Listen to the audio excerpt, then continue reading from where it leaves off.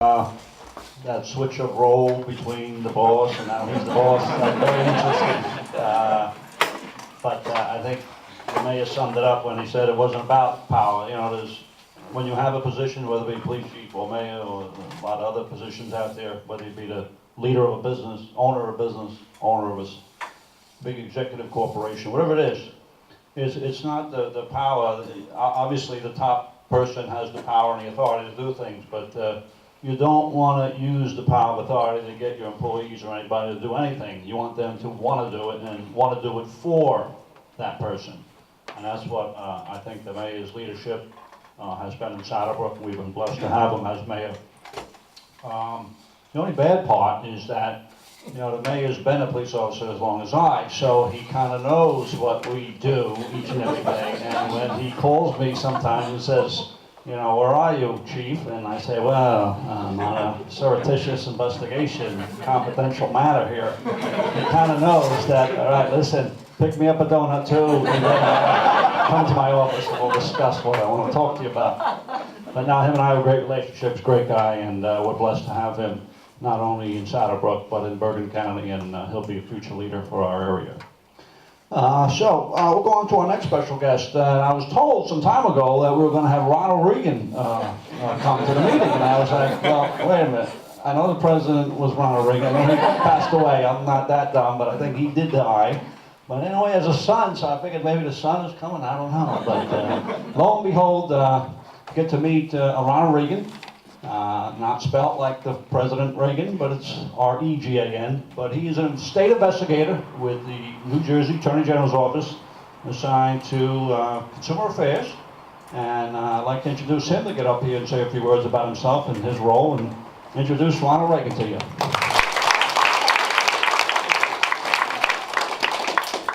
You know, when Dan first asked me to come, I was all excited, and I sent him an email, how much time do I have? And he said, 5 minutes. I have a very big mouth, so we'll try to see in 5 minutes, I'm going to try to motivate you, educate you, and give all the youth some life lessons. And so I'm with the Attorney General's office, and with the exception of the law enforcement people here, anybody know what the Attorney General is, or who he is, or what he does? He's the chief law enforcement person in the state. So every police department reports to him, every prosecutor reports to him. He's the top dog. So I work for his office, I'm a little dog. And there's different sides to law enforcement. The gentleman over here, you'll see the chief has a gun on his side. I don't. I have a badge in my pocket. And there's different sides. He deals with criminal. The criminal side of law enforcement, I deal with civil. So my office does everything that affects you. So if you get your nails done, your hair done, you borrow money, you buy something off the internet, you go to a retail store, you're taken advantage of, that falls under our office. Most of what I do is undercover. We do a lot of reenactment of what happens to a consumer. So I'm fortunate I was sitting at the best table. My table was great, they had lots of questions for me. And I was telling you the story, we had a case here in Bergen County, a car dealer selling used cars. The same car offered to a Korean as he was to a Caucasian. Who were they taking advantage of? The Koreans. Because you have a trust factor. And it should be the same price for both. I had an intern come from Korea who worked for me, spoke very little English, lots of Korean. And what I had him do was, he did an undercover case for us against a Korean mover, take advantage of people in his community. You put your furniture on the truck, they wouldn't take it off unless you gave them more money. So it worked out fine. He also translated a lot of our brochures into Korean, and we put together this great program. We had it in Hal Park. Korean television stations came. 6 Koreans came to the presentation. Very disappointing.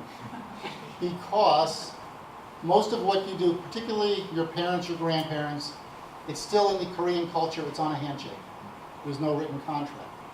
A lot of it is cash. The worst thing to do.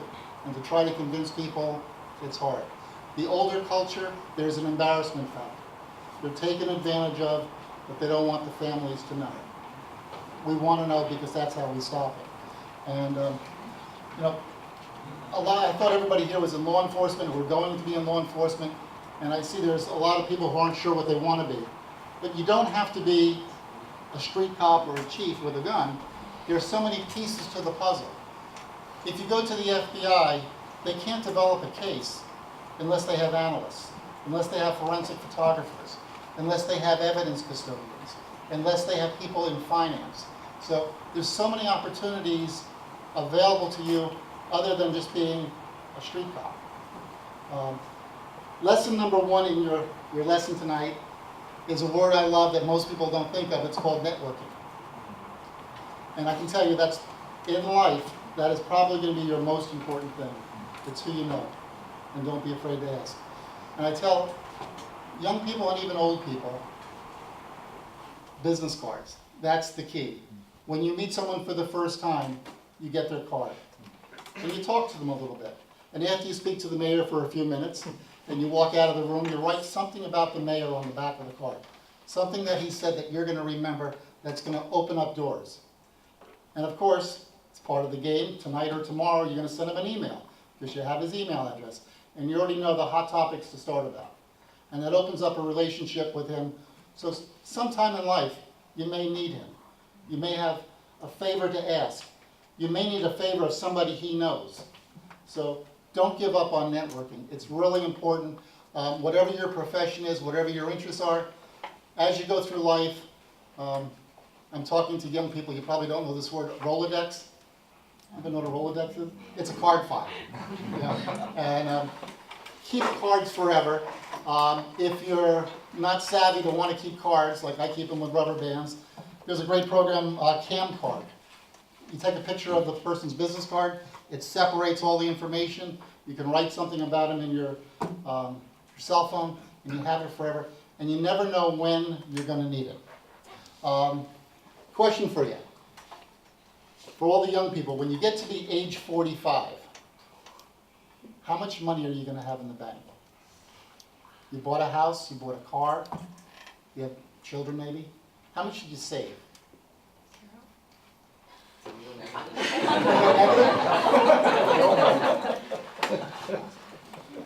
The law enforcement people will appreciate this. Okay, what is the rate of interest today? If you put money in the bank. Mayor, you put all kinds of money in the bank. What's that? Well, the town gets a higher interest rate. The average person, you're gonna get 1%? 1%, I was gonna say, yeah, Okay. For you to get $75,000 a year interest at age 45, how much money do you have in the bank?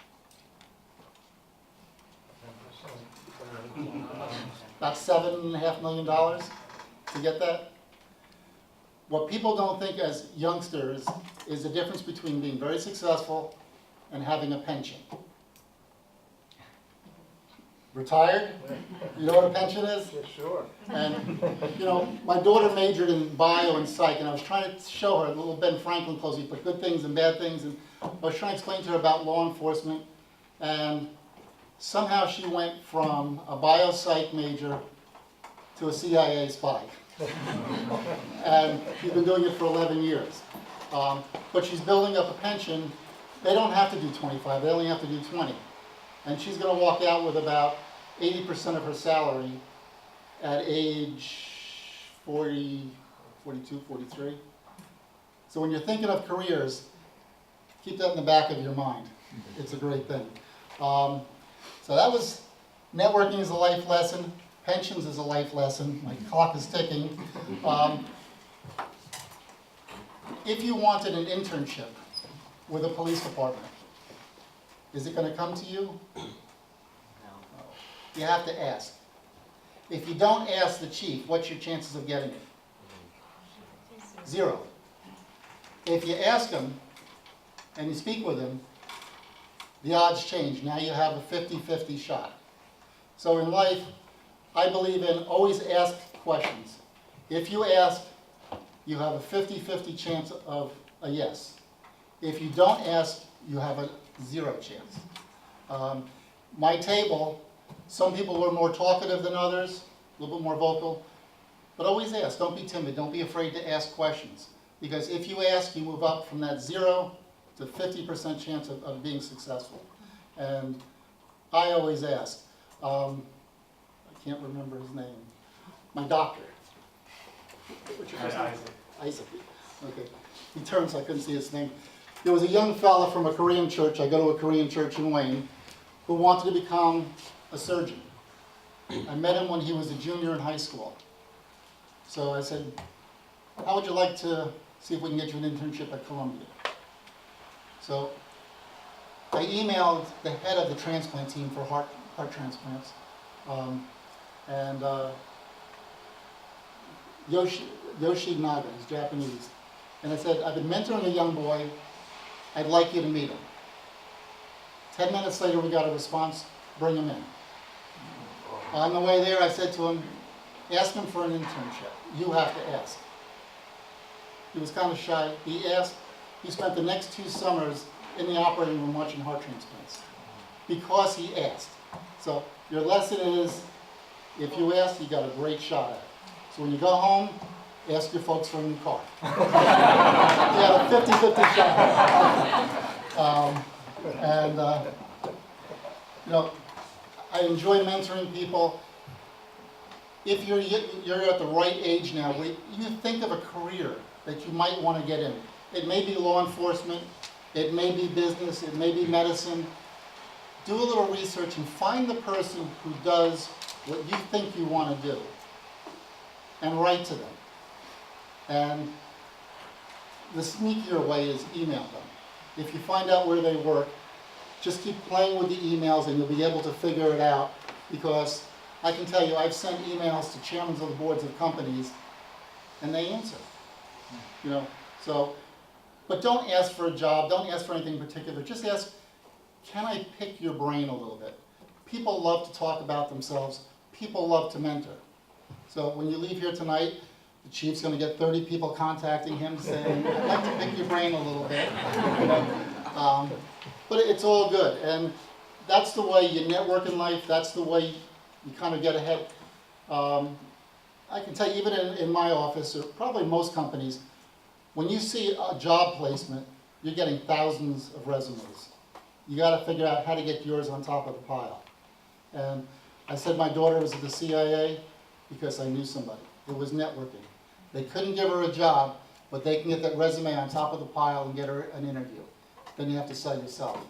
So work on it through life, figure out how to network people. If you have questions at any time, I have cards, you're welcome to contact me, I'm happy to help you. If you look through your church, your neighborhood, you have people probably in every different type of business. Ask questions. It's kind of hard to figure out what you want to be. My table is asking, you know, how long are you doing this, and are you going to keep doing this? And I'm going to keep doing it until I stop liking it. And I like doing what I'm doing, so I keep going. And that's my little presentation. What you didn't know was, I've been in The Sopranos, I've been on Law and Order, I have a Screen Actors Guild card, Sex and the City, everyone loves Raymond, I was a square dancer. But, so that's me. I'm happy to help you. If you have questions, ask me tonight, send me an email or something. So, thank you. Thank you, Ronald. Ronald mentioned that he's from the Department of Consumer Affairs, and my family operates a funeral home. And like the nail business, the beauty salons, and a lot of other fields, we are governed under a regulatory body, and it's the Department of Consumer Affairs. And I can tell you that now I know if somebody would call me up and says, hi, I'm Ronald Regan, and I said, yeah, hi, I'm Mickey Mouse. Now I know. Is it pronounced Reagan or Regan? I'm Regan. Regan, okay. Regan.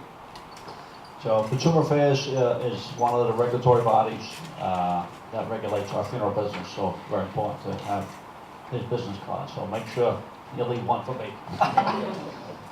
Okay, well, I'm like next, so let me tell you about me. Can I say I was born and raised, I'll probably die in Saddlebrook because we own the funeral home, so I'm already there as a matter of fact. But I can tell you that I became a police officer at age 23.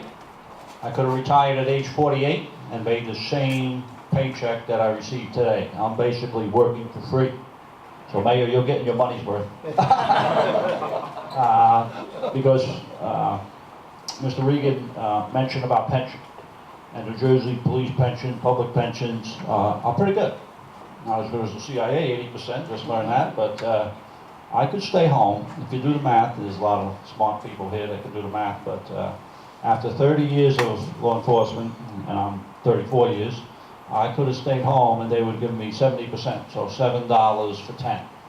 I make a lot more than 10, but let's just go with the 7. Makes it easier. And while I'm working, we contribute to our pension. So every paycheck, 10% of what I make comes out and goes into this pension field. People like my mayor and retired police should kiss the thing you don't see right now, because all that money that I contribute goes into a big fund that they draw off of. I could have left almost 10 years ago and drew off the fund. So my money keeps being put in for that fund to keep alive. Also our medical benefits. We have very good medical benefit package. And right now I pay 1/3 of that package. And when I retire, that payment goes away. So not only would I make $7 out of 10 to stay home, I wouldn't have to contribute to my pension 10% anymore, nor would I have to pay for my health benefits. That's good stuff.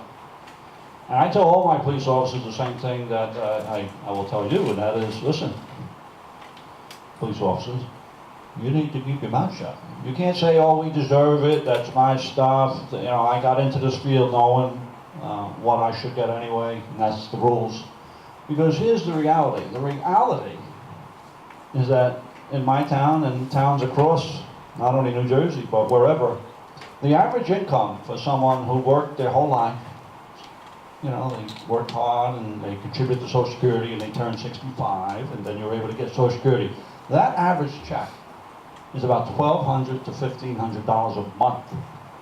So when the public reads about law enforcement and public employees retiring and getting $7,000 plus a month, and free health benefits, you know, like regular feelings, a little bit of jealousy. Why isn't that me? Why don't I get that? So I always tell people that they should be, you know, careful what they say. It is true that it's very generous, but at the same time, the normal person doesn't make as much as we get to retire and stay home. And that leads me to congratulate and commend the mayor for what he's done, because the mayor, after 34 years, could have very well said, I'm out of here, let me go buy my boat and buy my shore house and, you know, enjoy the rest of my life. But no, he came back and he gives of himself and his valuable time.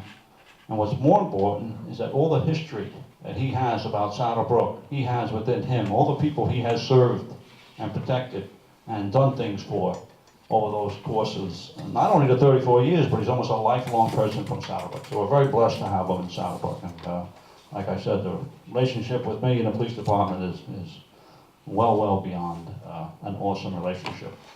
But, so law enforcement career is great. At age 23, I took a state civil service test. If you want to be a police officer in New Jersey, there's some different methods, but one of the most traditional method is to take a state civil service test to be a municipal or county law enforcement officer. And about half of the municipal or county forces in the state are civil service. So there's 560 some odd cities. Not every city or town has a police department, but half of those, however many there are civil service. So you take one test and that cycle comes up every 2 or 3 years, but usually about 2 years. So if you're age 18 or more, when you become 18, I encourage you to take a civil service test for law enforcement. We don't have enough Korean American police officers serving our jurisdiction where we have a large majority of Koreans, and they're all in this room right now, some of you, obviously. Palisades Park. Palisades Park is probably 70% or better Korean descent. Some kind of origin from Korea. And I don't know exactly how many police officers, but for quite some time there's only 1 or 2. So I know there's a few more, and I know that you're gonna maybe hopefully have a new mayor in November. There's a Korean council member or someone who ran for mayor in the primary and won, so you should have a Korean mayor. And that town should have Korean representation, whether it be on the police department or the governing body. So you take that civil service test at age 18, and after you take the test, you basically have to wait. You have to wait till the police department is going to hire and your number and score is good enough for them to certify your score. And then you can have an opportunity to join that police department. And that's just very simple. Take the test. Now there's another 50% that I said are non-civil service, and they have their own testing processes. And those 50%ers, or whoever they are, whatever towns they are, like Paramus. Paramus is not part of the civil service system. They give their own test. Some towns even just say, give me a resume. So you have to find out what civil service, what town is not. But the civil service exam is very simple. You just take it once, statewide, every 2 years. And I encourage you to do it. I encourage you to do it. Because we need more representation from Korean Americans in police departments here, especially in Bergen County. And let me tell you about the paycheck. You know, it ain't about money sometimes. And back when I got on, the mayor got on, you know, the police was not making a lot of money. A lot of the people that joined police departments did it for the noble and glory profession of protecting and serving. They didn't do it for money. They didn't do it for benefits. Very little money they got. And then it seemed like in the 80s and 90s, it kind of said, okay, we need to pay them a little bit more. But today's time, every police officer in Bergen County is well over $130,000 a year. Well over. With other opportunities and benefits, etc. Pension. So it's a great job today, and you know, maybe you know, it wasn't that great a pay years ago. Today it's a great pay and it's a great competitive job, and I can tell you over 30,000 people take the civil service exam. So when you take that exam when you're 18, if you do, you'll be competing with maybe more than 30,000. So you can just imagine the competition level. So if you want competition, take the civil service test and do good, and hopefully one day you can have the opportunity. You can always say no. You always say, no, thank you, I got a job somewhere else, I'm doing this. But why wouldn't you? Why wouldn't you? It's a great life experience, and it's a great profession to help and serve others. So, I don't think I need to talk more about myself, but again, I want to congratulate each and every one of these parents here that allowed their children to participate in tonight's program. This is a great program where you're going to learn a lot more about not only pathways for yourself and your own career, but you're going to develop networks, like Mr. Regan said. Networks of law enforcement, government officials that can help you in your futures. And that's what we're here for. I want to thank our special guest for being here. But a special guest here that I've had the privilege of working with, not only in this setting, in these internship settings, but also within law enforcement.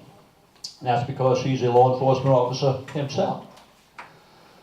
Mr. Jin Sung Kim was an investigator, a detective with the Bergen County Prosecutor's Office. Mr. Regan mentioned about his boss being the Attorney General, Kabir Graywall, his name is. Great guy. Used to be the Bergen County Prosecutor. Used to be with the U.S. Attorney's Office. Now he's the New Jersey Attorney General, the highest ranking law enforcement official in the state of New Jersey. And what a great guy he is. The real deal this man is. But he was the boss here in Bergen County, the prosecutor's office, all the municipal police departments, 70 municipal police departments in New Jersey. And Mr. Jin Sung Kim had the opportunity to work with him as well. Mr. Jin Sung Kim is, like I said, a detective at the Bergen County Prosecutor's Office who recently retired. He's an attorney by practice, and he's a good friend of this organization. And if you look at him, he's Korean American consent as well. So at this time, please give your attention, my good friend, Mr. Jin Sung Kim.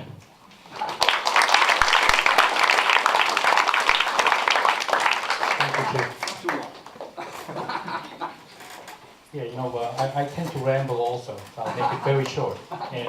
And also, you guys took up all the time. So, I think Mr. Regan explained a lot of things that I wanted to say already. And I think you were a former law enforcement. You retired from somewhere? No. No?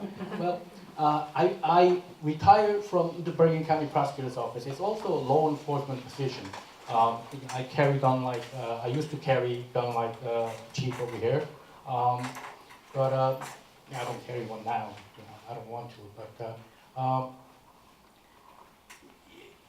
I worked there 25 years and retired. And while I was there, I always wanted to be a lawyer. So I went to law school at night. It was tough, but I got through. So I have now a second career after I retired. And you know, both of them mentioned about pension benefits and all that. You know, public service in general were paid less than the private sector. You know, all those bankers and all those people making a lot of money and bonuses and all that. We never got those. Okay, and people in public service, one thing they had was a benefit and a steady job, I guess. But not really. You don't become public servant to become rich. But one thing I can tell you is that working in public sector, it makes you feel. It gives you a lot of self-satisfaction. There's a reward for you feeling good about yourself, helping people.